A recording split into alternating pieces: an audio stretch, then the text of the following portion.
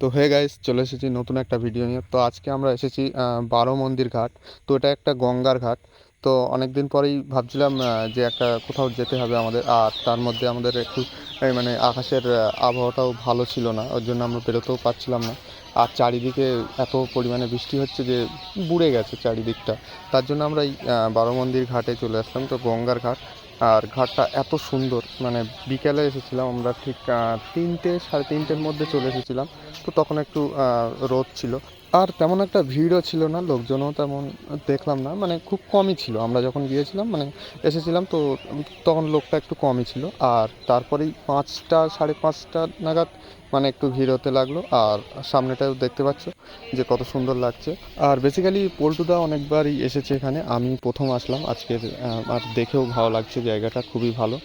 তো এবার আমরা ঘাটের সামনে যাচ্ছি, মানে ঘাটের সামনে চলে এসেছি। তো দেখতে পাচ্ছ ঘাটটা কত সুন্দর, গঙ্গার ধারটা মানে দেখে খুবই ভালো লাগছে। তো দেখতে পাচ্ছ আকাশটাও মানে কতটা সুন্দর লাগছে দেখতে।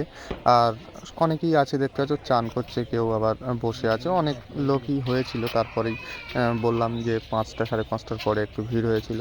আর সামনের গেটটা দেখতে পাচ্ছ, এটা সামনের গেটটা এত সুন্দর করে রেখেছে, মানে খুবই ভালো লাগছে দেখতে।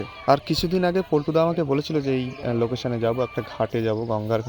তো আমি বলেছিলাম ঠিক আছে, যাব।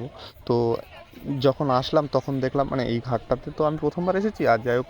আর এখানের পরিবেশটাও অনেকটাই আলাদা, মানে তুমি বিকেলের টাইমে, মানে কি বলবো, এত সুন্দর যে তুমি এসে অনেকক্ষণ টাইম স্পেন্ড করতে পারবে। আর যদি কেউ আসতে চাও বা আসবে যারা, তারা একটু চেষ্টা করবে বিকেলের টাইমটাই আসার, কেননা বিকেলের টাইমটাই সুন্দর, যে আকাশটা বা জলটা, গঙ্গার জলটা দেখতে ভালো লাগে।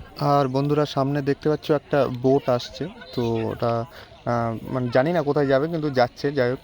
তো আমাদের দুজনের জায়গাটা খুবই ভালো লেগেছে, আর তোমরাও আসো, আশা করি তোমরাও আসবে। তো খুবই ভালো জায়গা।